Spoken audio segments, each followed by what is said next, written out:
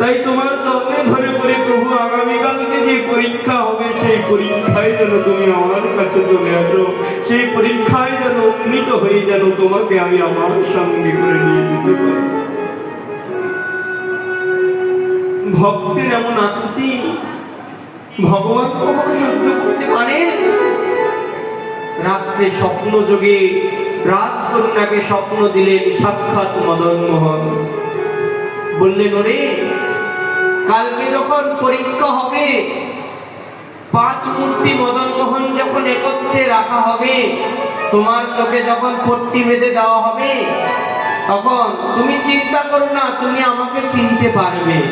হাত জোর করে বলছেন, প্রভু কিভাবে পারবো? বলছেন, তুমি একটি বুদ্ধি করবে, একটি উপায় করবে। কি জানো? যখন 5 মূর্তি পাশাপাশি রাখবে, তুমি প্রথম থেকে ক্রমান্বয়ে মস্তক, মস্তক থেকে মুখ, মুখ থেকে কাঁধ, কাঁধ থেকে হস্তকে স্পর্শ করবে।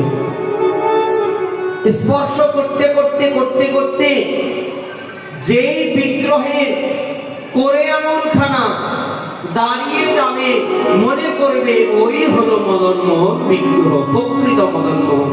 মানে বিগ্রহের হাত কিরকম থাকবে? এরকম তো। তো স্পর্শ করতে করতে যখন হাতের কাছে আসবে, হাতের যে আঙুলখানা, এই আঙুলখানা যখন দাঁড়িয়ে যাবে, তখন ভাববে ওই মদন মোহনই হলো প্রকৃত মদন মোহন। একটি বড় মঞ্চ করেছে, মঞ্চে হাজার হাজার ভক্ত এসেছে। কেন?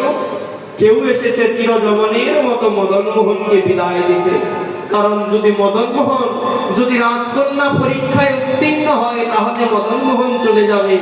আর যদি জীবিত, আর যদি পরীক্ষায় পাশ না করে, যদি ফেল করে, তাহলে সারা জীবনের মতো মদন মোহন থেকে যাবে।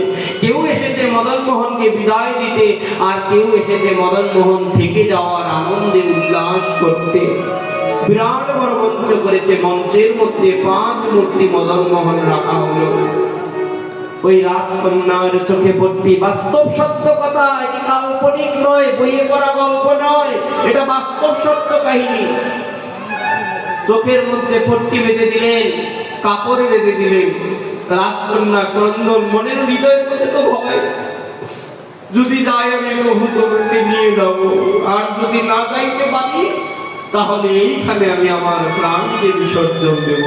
চোখের মধ্যে কাপড় বেঁধে দিয়ে এক এক করে বিগ্রহকে স্পর্শ করছে। বিগ্রহের মস্তক, মস্তক থেকে গাল, গাল থেকে কণ্ঠদেশ, স্কন্ধ, বাহু, বাহু থেকে হস্ত,